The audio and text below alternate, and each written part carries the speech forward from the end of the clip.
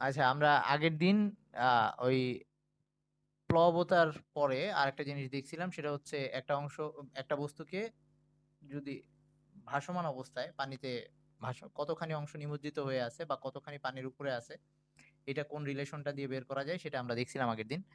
তো আজকে হচ্ছে আরেকটা টাইপের, এটাও প্র্যাকটিক্যালি দরকার হয় এবং প্র্যাকটিক্যাল তোদের করায় কিনা জানি না, এটা আছে কিনা তোদের স্কুলে বা করায় কিনা। তবে ইয়াতে কি বলে, এইচএসসি তে অবশ্যই করানোর কথা। আচ্ছা, তো এটা একটু দেখাই। হ্যাঁ, কেউ কিছু 7 নাম্বার পয়েন্টটা, 7 নাম্বার পয়েন্ট, মানে নোট অনুযায়ী 7 নাম্বার পয়েন্টটা পড়বো আজকে। ওকে, এইটা ব্যাপার হচ্ছে যে একটা বস্তুকে নর্মালি যে কোনো একটা তরল, সেটা পানি হইতে পারে, বা তেল হইতে পারে বা কেরোসিন হইতে পারে, এই জাতীয় যে কোনো একটা তরল, ল্যাবে যে কোনো একটা তরল ইউজ করা যাইতে পারে, অবশ্যই জানা ঘনত্বের তরল। তো এটার মধ্যে একটা বস্তুকে যদি নর্মাল বাতাসে একটা বস্তুর ওয়েট নেওয়া হয় নর্মাল অবস্থায়, তো আমার এখানে একটু ভুল আছে, আই মিন লেখায়, সেটা একটু ঠিক করে নিস। তো বাতাসে ওজনটাকে যদি আমরা ডাব্লিউ বলি, যে এখন বাতাসে সে ডাব্লিউ ওজন দেখাচ্ছে, আই মিন তার উপরে এখন এখন এই বস্তুটাকে আমি এই তরলে ডুবাবো। তো তরলে ডুবানোর সময় এখানে তরলে সুতার সাহায্যে ঝুলাই দেওয়া যায় এরকম, ইয়াতে স্ট্যান্ডে সুতা দিয়ে বস্তুটাকে এরকম ডুবাই দিলাম। সেম বস্তু যেটা বাতাসে ডব্লিউ ওজন দেখাচ্ছিল, তো একটু নোটে ঠিকঠাক করে নিস। বাতাসে ডব্লিউ আর পানিতে হচ্ছে এটা এখন W1 ওয়েট দেখাচ্ছে, মানে নতুন যে ওজনটা দেখাচ্ছে সেটা W1। এবং এখন এই ওজনটা বাতাসের তুলনায় পানিতে কম হবে বা তরলের মধ্যে কম হবে। রিজন কি ছিল? কারণ তরলে যাওয়ার পরে তার উপরে দুইটা বল কাজ করছে। একটা ছিল তার ওজন, যেটা ডাব্লিউ, সেটা নিচের দিকে কাজ করতেছিল, আরেকটা বল উপরের দিকে কাজ করতেছিল। তো দুইটা, ব্যাপারটা এরকম করে দেখাইতে পারি যে তরলে আসার পর তার উপরে দুইটা বল ছিল। একটা ছিল ডাব্লিউ, যেটা বাতাসের জন্য ছিল, মানে বাতাসে যেটা নর্মালি ওজন দেখাচ্ছিল সেটা। আরেকটা উপরের দিকে কাজ করতেছিল, সেটা ছিল প্লবতা, যেটাকে আমি ইউ দিয়ে দেখাইতে পারি। তো এখন যে W1, সেটা আসলে এই পরিমাণ কাটাকাটি গেছে, ডাব্লিউ থেকে এই পরিমাণ কাটাকাটি গেছে। তার মানে আমি এই W1টাকে এভাবে লিখতে পারি যে এখন সে যে ওজন দেখাচ্ছে সেটা হচ্ছে ডাব্লিউ মাইনাস ইউ। এখন যে ওজনটা দেখাচ্ছে সেটা হচ্ছে ডাব্লিউ মাইনাস ইউ, মানে ওজন নিচের দিকে ক্রিয়া করতেছিল বাতাসে, যা ওজন ছিল সেটাই এখন নিচের দিকে ক্রিয়া করতেছে। কিন্তু এটার বিপরীতে আরেকটা বল আছে এবার, সেটা হচ্ছে প্লবতা। তো এখন সে নতুন ওজন দেখাবে, মানে লব্ধি বল, কাটাকাটি গিয়ে যেটা থাকে, নতুন ওজনটা যদি W1 বলি, তো সেইটা হবে নিচের দিকে যা ওজন ছিল আর এই উপরে পানির যে প্লবতা বা তরলের যে প্লবতা ছিল সেটাকে বিয়োগ করলে যা থাকে। তাহলে এখন যদি আমাকে ইউ দিয়ে বুঝাচ্ছি প্লবতা, আপথ্রাস্ট, ইউ দিয়ে বুঝাচ্ছি প্লবতা। তার মানে এখন বস্তুর উপরে দুইটা ব্যাপার, একটা হচ্ছে তার প্রকৃত ওজন যেটা, সেটা নিচের দিকে কাজ করতেছে, প্লবতাটা উপর দিকে কাজ করতেছে। তার মানে বস্তুটার উপর লব্ধি বল যেটা, আই মিন বস্তুটাকে এখন হালকা লাগবে আগের তুলনায়, তার ওজনটা কিছুটা কমে যাবে, কতখানি, এই ইউ পরিমাণ কমে যাবে। তার মানে বস্তু যতটুকু ওজন হারাইলো সেটাকে আমরা কিভাবে দেখাইতে পারি? আগে তার ডাব্লিউ ছিল, এখন হয়ে গেছে W1, তার মানে সে কতখানি ওজন হারাইছে এখান থেকে বের করতে পারি, ডাব্লিউ মাইনাস W1, মানে এখানে ইউ সমান সমান লিখতে পারি। এই লাইন থেকে ইউ সমান সমান লেখা যায়, এই যে ডাব্লিউ, ইউটাকে এই পাশে আনলাম, W1 কে ওই পাশে নিয়ে গেলাম, তার মানে ইউ সমান সমান আসতেছে ডাব্লিউ মাইনাস W1। তার মানে এটাই তার হারানো ওজন ছিল, এটা ছিল প্রকৃত ওজন, এটা পানিতে ডুবন বা তরলে ডুবানো অবস্থায়, নিমজ্জিত অবস্থায় ওজন। তাহলে আমরা এটাকে এভাবে লিখতে পারি, এটা হচ্ছে তাহলে প্লবতা, আর এটা হচ্ছে বস্তুর বাতাসে ওজন, বাতাসে ওজন, আর এটা হচ্ছে তরলে নিমজ্জিত অবস্থায়, তরলে, ও সরি, নিমজ্জিত অবস্থায়।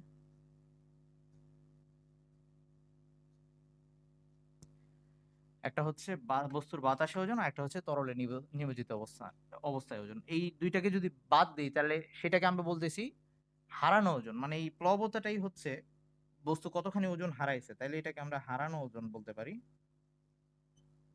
যেটুকু ওয়েট লস হয়েছে হারানো ওজন, তার মানে হারানো ওজনটা হচ্ছে প্লবতার সমান। আর প্লবতা বলতে আমরা কি বুঝছিলাম? প্লবতাটা এটা ছিল যে বস্তু কতখানি তরল সরাচ্ছে সেই তরলের ওজন। তার মানে এইটাকে আবার আমরা বলতে পারি চাইলে যে এটা অ্যাকচুয়ালি কিসের সমান, সেটা হচ্ছে বস্তু কর্তৃক অপসারিত তরলের ওজন। ওই পুরা বস্তু দিয়ে কিন্তু বস্তুর সম আয়তন লিখে দিতে পারি, সম আয়তন তরলের ওজন।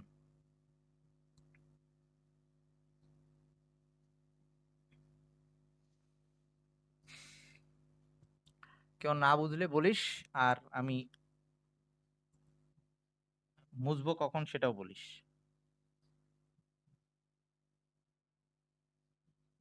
ওকে, তাহলে এবার এই যে W-W1 মানে বস্তুর যা, হ্যাঁ হ্যাঁ অন করাই আছে, এটা হচ্ছে বস্তুর বাতাসে ওজন ছিল বা প্রকৃত ওজন ছিল, এটা হচ্ছে পানিতে ডুবানো অবস্থায় ওজন ছিল, অর্থাৎ তরলে নিমজ্জিত অবস্থায় ওজন ছিল। এটা তাহলে কিসের সমান হয়েছে আমরা দেখছি, সেটা সমান হয়েছে বস্তুর সম আয়তন তরলের ওজনের সমান। তাহলে বস্তুর আয়তন যদি ভি হয়, তাহলে তরলটারও আয়তন হবে ভি এর সমান, আই মিন বস্তুর সমান। আর যেহেতু আমরা তরলের ওজন বের করতেছি, তার মানে তরলের ঘনত্ব লাগবে। আমরা ভর সমান সমান জানি ভি রো, তাহলে এখানে সেই তরলের ঘনত্ব রো এল, আর এখানে হচ্ছে ইন্টু জি। তো এই সমীকরণ দিয়ে আমরা বস্তু কতটুকু ওজন হারাইছে বা বস্তুর পানিতে ওজন কত, বাতাসে ওজন কত, এগুলা বের করতে পারবো। ম্যাথে আমাদের অনেক ভাবে এটা দরকার হইতে পারে। সবাই এইটুকু বুঝলে বলিস, তোলা হইলে বলিস। অবশ্যই এই ঘনত্বটা কিন্তু তরলের ঘনত্ব। ওকে, তাহলে এবার আরেকটা টার্ম যেটা আমাদের দরকার হয় প্রায়, সেটা হচ্ছে আপেক্ষিক গুরুত্ব। আপেক্ষিক গুরুত্ব,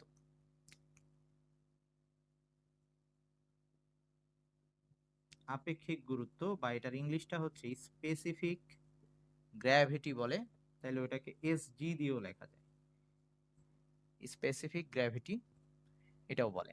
আচ্ছা, তো এখন এই আপেক্ষিক গুরুত্বটা অ্যাকচুয়ালি কি? এটা হচ্ছে একটা বস্তুর ঘনত্বের তুলনা করব। তো তুলনা করার জন্য অ্যাকচুয়ালি যদি আমি নর্মালি বলি, একটা রেফারেন্স বস্তু নিয়ে নেওয়া লাগবে যে তার সাপেক্ষে আমরা তুলনা করব। তাহলে ওই রেফারেন্সের তুলনায় বস্তুটা কত গুণ ভারী বা হালকা সেটা আমরা বের করব, এটাকেই বস্তুটার আপেক্ষিক গুরুত্ব বলতেছি। তো এভাবে যদি বলতে যাই তাহলে ব্যাপারটা এরকম যে একটা বস্তুর যা ঘনত্ব সেটাকে যদি রো দিয়ে দেখাই, আর যে বস্তুটাকে রেফারেন্স হিসেবে নিলাম তার ইয়াটাকে, ঘনত্বটাকে যদি আমি রো রেফারেন্স মানে এভাবে রেফ দিয়ে লেখাই, আর ইএফ দিয়ে রেফারেন্স বোঝাচ্ছি, এটা যদি বলি তাহলে ব্যাপারটা এরকম যে এই দুইটার অনুপাত, জাস্ট বস্তুর ঘনত্ব আর রেফারেন্সের ঘনত্ব, যা যে বস্তুর সাপেক্ষে তাকে আমি তুলনা করতেছি তার ঘনত্ব, সেই দুইটার অনুপাতকে আমরা বলবো তার আপেক্ষিক গুরুত্ব। তো এটা দিয়ে কি বুঝবো? এটা দিয়ে বুঝতে পারবো যে ওইটার তুলনায় সে কত গুণ ভারী বা হালকা। যদি অনুপাত করে সেটা একের থেকে ছোট আসে, একের থেকে ছোট আসা মানে উপরেরটা ছোট ছিল, তার মানে এই রেফারেন্সের তুলনায় সে হালকা বা তার ঘনত্ব কম।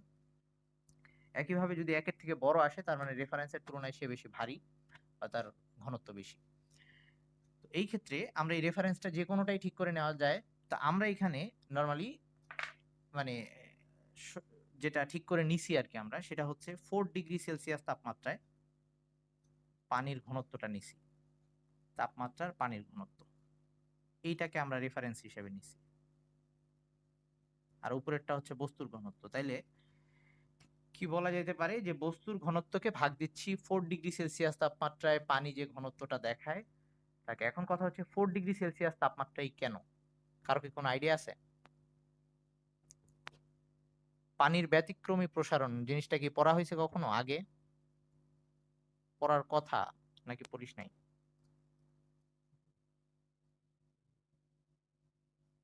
আচ্ছা দাঁড়া বলতেছি তাইলে। তাহলে ব্যাপারটা হচ্ছে পানি, নর্মালি পানিকে মানে যে কোনো বস্তুকে তাপ দিলে প্রসারিত হয়, তরলের প্রসারণ ঘটে বা গ্যাসের প্রসারণ ঘটে এরকমই। কিন্তু পানির ক্ষেত্রে জিনিসটা একটু ডিফারেন্ট ওয়েতে হয়। মানে পানিকে যদি বরফ থেকে আমি গলানো শুরু করি, আই মিন বরফ তো 0 ডিগ্রি সেলসিয়াসের নিচে থাকে আর কি, তো জিরো থেকে বরফ গলা শুরু করে, ওই জিরো থেকে যদি তাপ দেওয়া শুরু করি, তাহলে প্রথমে পানির প্রসারণ না হয়ে প্রথমে সংকোচন হওয়া শুরু করে, চেপে আসতে শুরু করে পানি।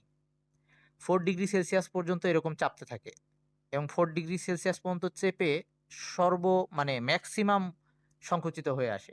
তার মানে তখন পানির ঘনত্ব সবচেয়ে বেশি থাকে। এরপর 4 ডিগ্রি সেলসিয়াসের পরে আবার পানির ঘনত্ব মানে তাপ দেওয়ার সাথে সাথে পানির প্রসারণ ঘটতে থাকে। তার মানে পানিকে যদি 0 ডিগ্রি সেলসিয়াস থেকে তাপ দেওয়া শুরু করা হয়, তাহলে প্রথমে সে সংকোচন হয়, 4 ডিগ্রি সেলসিয়াস পর্যন্ত সে সবচেয়ে বেশি সংকুচিত হয়ে আসে, এরপরে আবার সে প্রসারিত হওয়া শুরু করে। এটাকে বলা হয় পানির ব্যতিক্রমী প্রসারণ। তার মানে 4 ডিগ্রি সেলসিয়াসে পানির ঘনত্বটা সবচেয়ে বেশি হয়। তো এই কারণে এখানে রেফারেন্স হিসেবে 4 ডিগ্রি সেলসিয়াস তাপমাত্রায় পানির যে ঘনত্ব সেটাকেই নেওয়া হয়েছে। তো সেটার ঘনত্ব আমরা যে ওই যে লিখতেছি সবসময় যে 1000 কেজি/মিটার কিউব, সেটাই আর কি। তাহলে আমরা এই রেফারেন্সটা নিচ্ছি, তাহলে অ্যাকচুয়ালি সোজাভাবে বলতে গেলে যে আমাদের বস্তুর ঘনত্বকে পানির ঘনত্ব দিয়ে ভাগ দেওয়া লাগবে।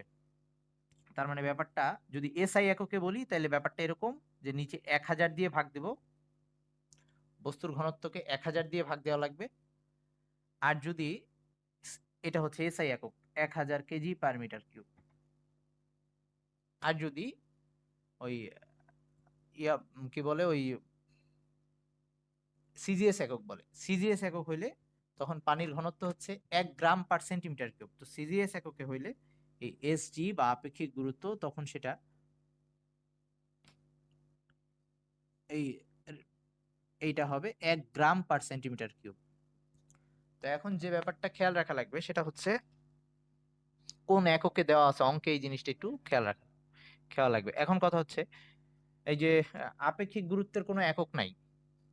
আপেক্ষিক গুরুত্ব জিনিসটার কোনো একক নাই, এটা মাঝে মাঝে খ নাম্বারে আসে। কি জন্য আসে একক নাই? বুঝাই যাচ্ছে যে দুইটা ঘনত্বের অনুপাত, একই জাতীয় দুইটা রাশির অনুপাত, এই জন্য আপেক্ষিক গুরুত্বের কোনো একক নাই, জাস্ট এটা একটা ডিজিট। আচ্ছা, আহ এরকম এই ক্ষেত্রে যদি এসআই এককে হয়, তাহলে উপরের ঘনত্বটাও, বস্তুর ঘনত্বটাও আসবে কেজি/মিটার কিউবে। আর যদি সিজিএস এককে হয়, তাহলে বস্তুর ঘনত্বটাও আসবে গ্রাম/সেন্টিমিটার কিউবে। এগুলো একটু খেয়াল রাখা লাগবে অঙ্ক করার সময় আর কি। আচ্ছা, তো আমি যদি বলি পানির আপেক্ষিক গুরুত্ব কত, কত হবে? পানির আপেক্ষিক, বিশুদ্ধ পানির আপেক্ষিক গুরুত্ব কত হবে?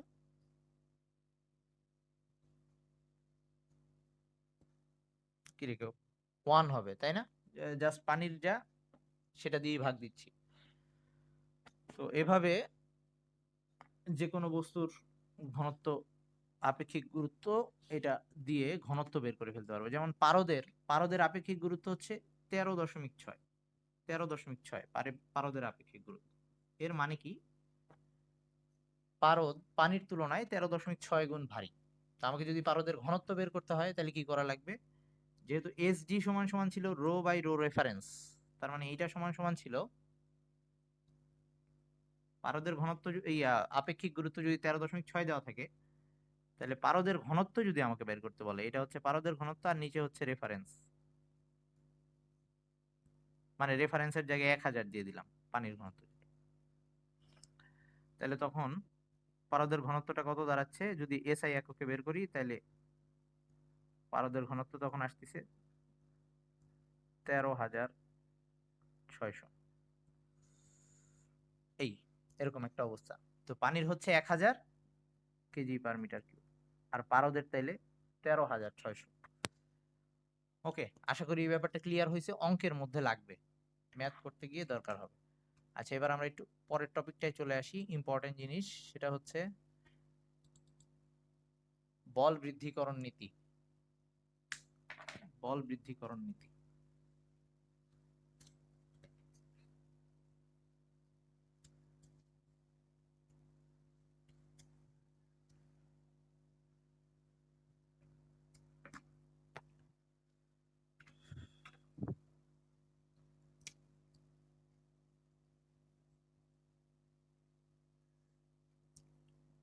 বল বৃদ্ধিকরণ নীতি, এই জিনিসটা আসে হচ্ছে প্যাসকেলের সূত্র থেকে। প্যাসকেলের সূত্র আগে বোধহয় একটু বলছিলাম, আবার একটু বলি যে প্যাসকেলের সূত্রের ব্যাপারটা এরকম ছিল। কোনো জায়গায় যদি একটা আবদ্ধ তরল থাকে, আমি তার উপরে যে কোনো এক জায়গায় চাপ যদি প্রয়োগ করি, সেই চাপটা সব জায়গায় সমানভাবে ছড়ায় পড়বে, একদম তরলের সব জায়গায় সমানভাবে সেটা ছড়ায় পড়বে। তো এগুলার কিছু প্রুফ ছিল নিচের ক্লাসে, তোদের থাকার কথা 7-এ বোধহয় ছিল বা এরকম কিছু একটা।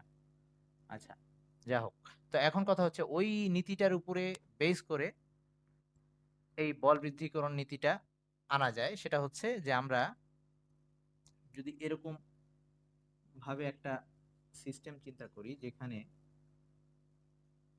এটা দুইটা সিলিন্ডার শেপের কন্টেইনার, যেটা আবার একটা পাইপ দিয়ে যুক্ত করা আছে,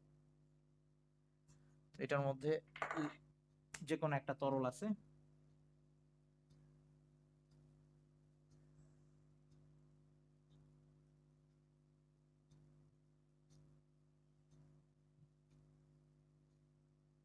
নর্মাল অবস্থায় দুইটা তরলেরই লেভেল সেম থাকবে নর্মাল অবস্থায়।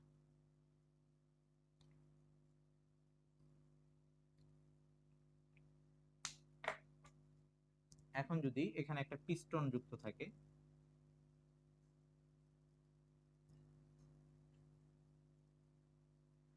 আর এখানেও একটা পিস্টন যুক্ত থাকে, পিস্টন আই মিন সিরিঞ্জের মধ্যে যেটা লাগানো থাকে এই টাইপের জিনিস। পিস্টন নিয়ে কোনো আইডিয়া আছে? সিরিঞ্জের মধ্যে যেটা, এই যে সিরিঞ্জের, হ্যাঁ, যে এখানে কালো রাবারের মতো যে অংশটা থাকে এটাকে পিস্টন বলে। আচ্ছা, তো এখন আসি, এরকম যদি যুক্ত থাকে তাইলে আমরা এখন এই বস্তু এই সাইডে, এই সাইডে আমি একটা ছোট বল প্রয়োগ করলাম, ছোট মানের বল, সেটা ধর F1 10 নিউটন হইতে পারে। আমি এই সাইডে তার তুলনায় অনেক বেশি বল পাবো, এইখানে দেব অল্প বল, ওই সাইডে অনেক বেশি বল পাবো। সেটা কিভাবে পাওয়া যায়, কোন নীতিতে কি করলে কত বেশি বল পাবো, সেটা এখন আমরা দেখতে যাচ্ছি। তো এইখানে দুই সাইডের দুইটা সিলিন্ডার ডিফারেন্ট শেপ, একটা প্রস্থচ্ছেদের ক্ষেত্রফল বেশি আর একটা হচ্ছে প্রস্থচ্ছেদের ক্ষেত্রফল কম। তো এইটার প্রস্থচ্ছেদের ক্ষেত্রফল সেটা আমরা ধরলাম হচ্ছে, এরিয়াটা হচ্ছে A1, আর এইখানে যে প্রস্থচ্ছেদের ক্ষেত্রফল এই এরিয়াটা হচ্ছে A2, এবং A2 বড় সেটা দেখাই যাচ্ছে। তো এখন আমরা বের করতে চাই যে এখানে F1 বল দিলে ওখানে F2 যে বলটা পাবো সেটা কতখানি বেশি বা কতখানি হবে, কিভাবে বের করব সেই রাশিটা বের করতে চাচ্ছি আমরা। তো এই ক্ষেত্রে আমাদের সেই, হ্যাঁ ভাই বল, মানে উল্টা দেয় বলতে এটা করলে তাহলে এখানে সে বেশি বল দিয়ে ওখানে কম বল পাবে, যেটা তোর মতো মানুষই কাজ করবে। আচ্ছা শোন এবার, মানে মানে ব্যাপারটা হচ্ছে আমরা তো এটাই চাই যে আমি অল্প আহ, পরিশ্রম করে বেশি কাজ করে ফেলি, এটাই তো আমরা চাই, আমরা তো উল্টাটা চাই না। তা আমরা সব সময় অল্প বল দিয়ে বেশি বলটা, আচ্ছা আচ্ছা, ঠিক আছে ঠিক আছে ঠিক আছে, এত জটিল থিওরি বুঝতে চাই না। আচ্ছা এখন শোন, কি ব্রেক দেবো একটু? বেশি হয়ে যাচ্ছে, এই যে নিহা উল্টা পাল্টা বলা শুরু করছে, মানে পাগল হয়ে গেছে, হয়তো প্রেসার নিতে পারতেছে। আচ্ছা 5 মিনিট, আবার এই রাতুল কি মজা নেস? আচ্ছা আচ্ছা, একটু ব্রেক দিচ্ছি, হ্যাঁ 5 মিনিট ব্রেক, 5 মিনিট ব্রেক, ওকে। আচ্ছা শোন, তো এখন আমরা যেটা দেখতে যাচ্ছিলাম, যে এই এইখানে F1 বল দিয়ে ওখানে F2 বলটা কত হবে, কতখানি বেশি বা কম হবে, তো সেটা বের করার জন্য আমরা ওই প্যাসকেলের নীতি অনুসারে আগাবো। তো প্যাসকেলের নীতি ছিল যে, তো আবদ্ধ তরলের মধ্যে এক জায়গায় যে বল প্রয়োগ করব, বা সরি যে বল না, যে চাপ দেব, সেই তরলটার পুরাটার মধ্যে সেম চাপ সব জায়গায় ছড়ায় পড়বে। তাহলে তাই যদি হয়, আমি এখানে যে চাপ দিচ্ছি ওই সাইডে সেম চাপ পাওয়া যাবে। তার মানে এইখানে যে চাপটা সৃষ্টি হয়েছে সেই চাপটাকে যদি আমি P1 বলি, আর এইখানে যে চাপটা সৃষ্টি হয়েছে সেই চাপটাকে যদি আমি P2 বলি, প্যাসকেলের সূত্র অনুসারে এই দুইটা সমান। প্যাসকেলের কথা অনুযায়ী, সূত্র সূত্রানুসারে আমরা বলতে পারবো যে এই পি অন আর পি টু সমান। তো পি অন কি? পি অন হচ্ছে এই ছোট পিস্টনে প্রযুক্ত চাপ। তো চাপ সমান সমান আবার আমরা জানি বল বাই ক্ষেত্রফল। চাপ সমান সমান ছিল বল বাই ক্ষেত্রফল। তাই যদি হয় তাহলে এখানে পি অন এর জায়গায় আমরা লিখতে পারবো, পি অন এর জায়গায় আমরা লিখতে পারতেছি F one by A one. এই যে ছোট পিস্টনের বল ডিভাইডেড বাই ছোট পিস্টনের প্রস্থচ্ছেদের ক্ষেত্রফল, F one by A one. এরকম পি টুর জায়গায় লিখতে পারতেছি F two divided by A two. এটুক সবাই বুঝছিস কিনা? আচ্ছা, এটুক যদি বোঝা যায় তার মানে এখান থেকে যদি আমি এফ টু বের করতে চাই, এই জিনিসটাকেই বল বৃদ্ধিকরণ নীতি বলা হয়। আমি যদি এখন এখান থেকে এফ টু বের করতে চাই তাহলে এফ টুটা কত দাঁড়াচ্ছে? এফ টু ইকুয়ালস টু আসতেছে এই যে এ ওয়ানটাকে এটার উপরে নিয়ে আসি, সরি এ টুটাকে এটার উপরে নিয়ে আসি, তাহলে এরকম আসতেছে A two divided by A one into F one. এইটা হচ্ছে এফ টুর মান আসতেছে। এফ টুর মান আসতেছে A two divided by A one into F one. তার মানে আমার এ টুর মান যত বেশি হবে এ ওয়ান এর তুলনায়, মানে এই দুইটার ভাগফল যত বড় হবে তত গুণ বল এখানে আমি পাবো। মানে ব্যাপারটা এরকম, যদি আমি এখানে 10 নিউটন বল দিই, এফ ওয়ান যদি 10 নিউটন হয়, এফ ওয়ান যদি 10 নিউটন হয়, আর এইটার তুলনায় এটার ক্ষেত্রফল যদি 10 গুণ বেশি হয়, যেমন ধর এখন এটার ক্ষেত্রফল হচ্ছে 10 সেন্টিমিটার স্কোয়ার বা এরকম, আর ওটা যদি হয় 100 সেন্টিমিটার স্কোয়ার, এরকম 10 গুণ বেশি হয়, তাহলে ওখানে 100/10 ডিভাইড করলে 10 আসবে। তার মানে আমি যদি এখানে 10 নিউটন বল দিই, ওই সাইডে আমি বল পাবো, এই পিস্টনটাতে ধাক্কা পাবো উপরের দিকে 100 নিউটনের সমান, 10 নিউটন দিয়ে 10 গুণ পাচ্ছি। তো সোজা কথায় আমি আর এইটার পিস্টনের তুলনায় এইটার পিস্টনটা যত গুণ ক্ষেত্রফল বেশি হবে ঠিক তত গুণ বেশি বল আমি ওই সাইডে পাবো। সবাই এটা বুঝছিস কিনা? সবাই এটুকু বুঝছিস কিনা? ওকে, তার মানে এ ওয়ান এর তুলনায় এ টু যত বেশি বড় হবে, এ ওয়ান এর তুলনায় এ টু যত বেশি বড় হবে তত বেশি আমি বল পাবো এই পিস্টনে উপরের দিকে। আচ্ছা, তো এইটাকে অনেক ক্ষেত্রে এই নীতিটা ইউজ করা হয়, যেমন হচ্ছে জ্যাক স্ক্রু, তোরা তো মনে হয় পড়ছিলি, ওই যে গাড়ির চাকা খোলার জন্য যে একটা ডিভাইস ইউজ করা হয়, সেখানে খুব অল্প বল দিয়ে পুরা গাড়িটাকে তুলে তুলে ফেলা যায়। তা হাতের প্রেসার দিয়ে আমরা সেটাকে করে ফেলতে পারতেছি। তো ওই ক্ষেত্রেও এই নীতিটা ইউজ করা হয়। তারপর হাইড্রোলিক প্রেস, যেটা ওই ক্ষেত্রে ওই জিনিসগুলা ইউজ করা হয়। আচ্ছা, ঠিক আছে, তাইলে এখন আমরা এইটা আরেকটা জিনিস শিখতে চাচ্ছি, যে এইখানে আমরা দেখি যে শক্তির নিত্যতা ব্যাপারটা মানছে কিনা, মানে দুই সাইডে সেম শক্তি আছে কিনা বা কাজ সেম হয়েছে কিনা, এই পিস্টন যা কাজ করছে ওই পিস্টনের সেই সেই কাজই করছে কিনা। তো এটা যদি দেখতে চাই তাহলে আমাদের এখন দুই সাইডে কাজের পরিমাণ কত হয়েছে সেটা একটু বের করা লাগবে।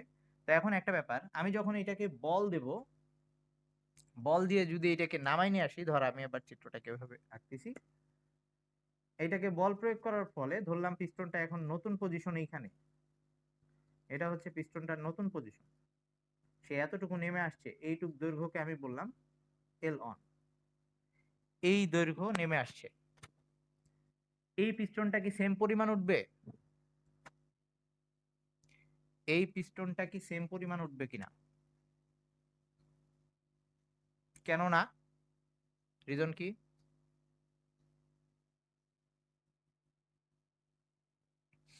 বল বেশি কমের ব্যাপার না, অ্যাকচুয়ালি এইখানে যত আয়তন পানি নেমে আসছে ওই সাইডে তত আয়তন পানি উঠা লাগবে। এখন ওই সাইডে তো এরিয়া বড়, তো পানি অল্প উঠলেই হবে, কারণ আয়তন ছিল ক্ষেত্রফল ইন্টু উচ্চতা। এই সাইডে ক্ষেত্রফল কম উচ্চতা বেশি, ওই সাইডে ক্ষেত্রফল বেশি উচ্চতা কম হইলেই হবে, আয়তন সেম থাকা লাগবে, যত আয়তন পানি নামছে ঠিক তত আয়তন পানি উঠবে। তার মানে এই পিস্টনটা ধর এইটুকু উঠে আসছে, এইটুকু উঠে আসছে নতুন পজিশন, এটা হচ্ছে L2। ওকে, এটা আর একটু বড় করে আঁকতে পারতাম আমি, আচ্ছা সমস্যা নাই, মানে দুইটা সেম হবে না কিভাবে, মানে যেহেতু একটার ক্ষেত্রফল কম তার দৈর্ঘ্যটা বেশি হবে বা সরণটা বেশি হবে, আর একটার ক্ষেত্রফল বেশি উচ্চতাটা বা দৈর্ঘ্যটা কম হবে, যাতে দুইটা মিলে আয়তন সেম থাকে। আচ্ছা, তো এখন তাই যদি হয় তাহলে আমরা এবার তাইলে ওই ব্যাপারটাই এইখানে যদি V1 পরিমাণ তরল সরে যায় নিচের দিকে, ওখানে তাহলে V2 পরিমাণ তরল যদি উপরে উঠে, কথা অনুযায়ী দুইটাই সমান হওয়া লাগবে। মানে এইখানে যদি আয়তন হয় V1, ওখানে যদি আয়তন হয় V2, যেহেতু সমান তরল উপরে উঠবে, তাহলে আমরা লিখতে পারি এই ছোট পিস্টনে নেমে আসা তরলের আয়তন আর বড় পিস্টনে উঠে আসা তরলের আয়তন সেটা সমান, V1 ইকুয়ালস টু V2। তাই যদি হয় তাহলে এখানে আমরা লিখে ফেলি, ক্ষেত্রফল ছিল A1, দৈর্ঘ্য মানে উচ্চতা এটা ছিল L1, তাহলে V1 সমান সমান A1 L1 আর V2 সমান সমান A2 L2। এখান থেকে আমরা এটা লিখতে পারি যে L2 সমান সমান লেখা যায়, L2 সমান সমান এটা লেখা যায় A1 divided by A2 into L1, এটা লিখে রাখা যায়। L2 এর সাথে L1 এর সম্পর্কটা এরকম। তো এখন আমরা কাজ বের করবো, এখনো কিন্তু কাজ বের করি নাই। কাজ সমান সমান ছিল বল ইন্টু সরণ। তো আমরা দেখি বড় পিস্টনে কাজ কতখানি হয়েছে। বড় পিস্টনের কাজ সেটা যদি W2 দিয়ে দেখাই, তার বল ছিল F2 আর সরণ হয়েছে L2, আর F2 সমান সমান এই যে এইখানে লিখে রেখে আসছি A2 divided by A1 into F1, R L2 সমান সমান এই যে এখানে লেখা আছে L2 সমান সমান হচ্ছে A1 divided by A2 into L1। তো আমি যদি কাটাকাটি করি তাহলে লাস্টে যেটা আসতেছে শুধু থাকতেছে A1 A1 কাটাকাটি যাচ্ছে, L2 A2 কাটাকাটি যাচ্ছে, শুধু থাকতেছে F1 L1। F1 ছিল কি, ছোট পিস্টনের উপর প্রযুক্ত বল, L1 ছিল ছোট পিস্টনের সরণ।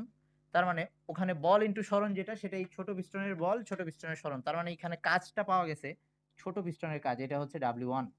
তার মানে এখানে W2 আর W1 সমান আসছে, এই ক্ষেত্রে শক্তির নিত্যতা সূত্রটা মানছে। সবাই ক্লিয়ার? আচ্ছা, আবার বলতেছি,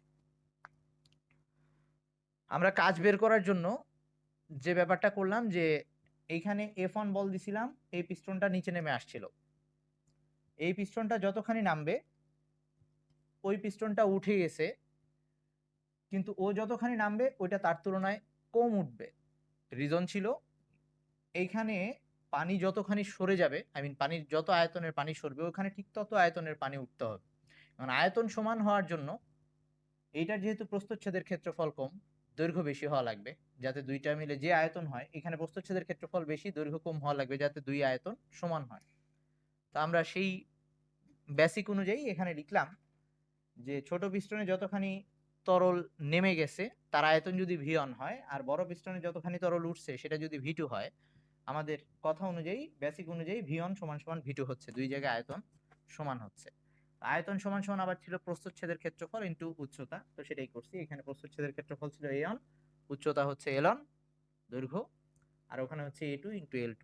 এখান থেকে আমরা L2 সমান সমান কি লেখা যায় এটা বের করে রাখছি, কারণ ওই কাজ বের করতে গিয়ে আবার এটা লাগবে। তো এখন আমি বড় পিস্টনের যে কাজ, আমরা চাইলে ছোট পিস্টনেরটাও দিয়ে বের করতে পারতাম, তখন উল্টাটা আসতো, কিন্তু ব্যাপার একই দাঁড়াইতো। বড় পিস্টনে যে কাজ হয়েছে সেটা যদি বের করতে চাই, সূত্র হচ্ছে বড় পিস্টনের যে বল ইন্টু বড় পিস্টন যতখানি সরে গেছে সরণ, F2 ইন্টু L2। তো F2 এর মান ওই যে ওখানে লেখা আছে, ওটা বসাই দিছি, A2 by A1 into F1 যেটা ছিল সেটা বসাইছি এখানে F2 এর জায়গায়, আর L2 তো এই মাত্র বের করলাম সেটাকে এখানে বসাইছি। তো এটা কাটাকাটি গিয়ে শুধু থাকতেছে F1 আর L1। তার মানে বল ইন্টু সরণ আবার পাওয়া গেছে, কিন্তু সেই বলটা ছিল ছোট পিস্টনের বল আর সরণটা হচ্ছে ছোট পিস্টনের সরণ। তার মানে এবার যে কাজটা পাইছি সেটা হচ্ছে ছোট পিস্টন দ্বারা কৃত কাজ। তার মানে এই ক্ষেত্রে বড় পিস্টন দ্বারা কৃত কাজ আর ছোট পিস্টন দ্বারা কৃত কাজ সমান আসছে, তার মানে শক্তির নিত্যতা সূত্রটা তারা মানছে। ঠিক আছে, আজকে এই পর্যন্তই রাখি। এগুলার অঙ্ক আছে, এগুলার অঙ্ক দেখতে হবে আমাদের সামনে। হ্যাঁ, বুঝি নাই কি? আচ্ছা, হ্যাঁ, ক্লাস শেষ। ওয়ালাইকুম